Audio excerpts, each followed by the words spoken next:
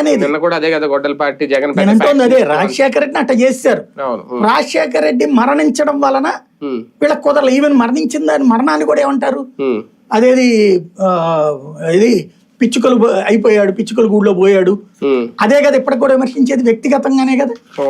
ఇప్పుడు మళ్ళీ జగన్మోహన్ రెడ్డిని అదే అంటే తెలుగుదేశానికి ప్రత్యర్థిగా ఎవరు వస్తే వాళ్ళు, ఈవెన్ పవన్ కళ్యాణ్ ఏంటి, మెగా కుటుంబాన్ని ఏంటి, పవన్ కళ్యాణ్ గురించి ఎంతో విమర్శించారు, పవన్ గురించి ఎన్ని క్యారెక్టర్ అసాసినేషన్ చేశారు, అతని వివాహాల గురించి వాళ్ళు మాట్లాడద్దు అంటున్నారు. ఆ రోజున మాట్లాడింది ఎవరు?